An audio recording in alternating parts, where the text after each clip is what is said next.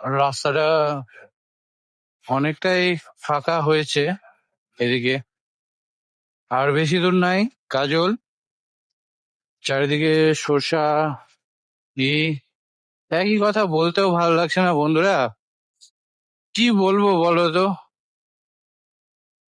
আমি তো বলবো সব থেকে কঠিন কাজ হচ্ছে মোটো ব্লগ করা। কারণ কি, এখানে তোমাকে বাইকও চালাতে হচ্ছে, রেকর্ডও করতে হচ্ছে, কথাও বলতে হচ্ছে নিজের সাথে। আর নিজের সাথে কথা বলা আমি বলবো যে সব থেকে বেশি চাপ। কারণ হচ্ছে যে বোকা বোকার মতোই লাগে কখনো কখনো নিজেকে, কিন্তু কিছু করার নাই, যেহেতু হবি হচ্ছে মোটো ব্লগ। আর আমি জানি না মোটো ব্লগে কেমন কি গ্রোথ আছে না আছে। আমি একটা নতুন চ্যানেল খুলেছি, ভিউয়ারও অত হচ্ছে না। কখনো কখনো আমি ডিমোটিভেটও হয়ে যাচ্ছি, কিন্তু ভাবি যে ছেড়ে দেবো, তখন ভাবি যে না না না না, ছাড়বো না। আমার তো অনেক দিনের ইচ্ছা ছিল মোটো ব্লগ করার, তাই মোটো ব্লগ ছাড়তে পারবো না। আর সামনে যেহেতু বিয়ে, নানা কাজে এখন থেকে অল্প অল্প করে ব্যস্ত হয়ে পড়ছি, তো তাই ভিডিওটা আপলোড বা এডিটিং করার সময়ও পাচ্ছি না তেমন।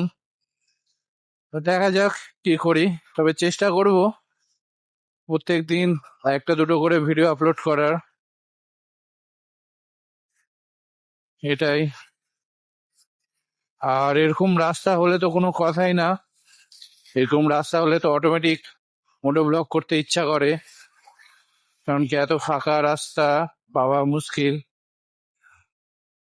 NS 400 একটা সব থেকে বড় প্লাস পয়েন্ট হচ্ছে, যবে থেকে আমি বাইকটাতে সিরামিক ব্রেক প্যাড আমি লাগিয়েছি, তবে থেকে গাড়ির কিন্তু ব্রেকিং বাইট অনেক বেটার হয়ে গেছে।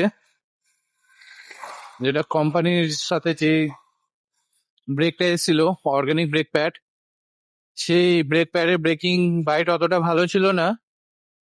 কিন্তু পরে আমি ওটাকে বর্ষা কোম্পানির লাগানোর পর অনেকটা ইমপ্রুভমেন্ট পেয়েছি ব্রেকস হতে, অনেকটা ব্রেকিং ইমপ্রুভ পেয়েছি।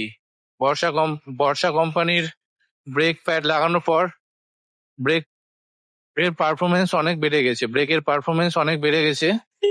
তাই এখন তো ধরো নতুন মডেলগুলোতে সিন্ডেড ব্রেক প্যাড দিচ্ছে, মনে হয় ওটা মনে হয় বাজাজেরই দিচ্ছে সিন্টেড ব্রেক। বাজাজেরই মনে হচ্ছে যে বাজাজ কোম্পানিরই সিন্টেড ব্রেক দিচ্ছে, তার জন্য প্রাইস বাড়িয়েছে ওরা। বাইকের প্রাইস ছিল মোটামুটি 2,30,000 আমি যখন নিই, এখন ওটা 2.5 হয়ে গেছে জিএসটি আসার পর।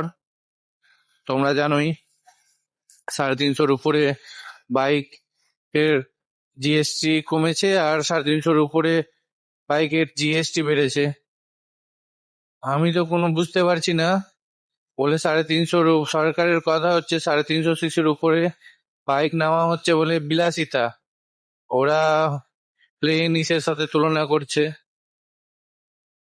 কিন্তু আমি বলবো একটাই কথা, যে কমসে কম 400 সিসি কে অবধি ছাড় দেওয়া উচিত সরকারের ট্যাক্স ট্যাক্স রিল্যাক্সেশনের দিক থেকে। কারণ কি, আজকালকার ইউথ এখন 400 সিসির বাইক নেওয়ায় বেশি প্রিফার করে। আমি যে টাইমে বাইক নিয়েছিলাম 2014-তে, সেই টাইমে 220 সিসি সাফিসিয়েন্ট ছিল, ওটাই আমাদের কাছে অনেক ছিল।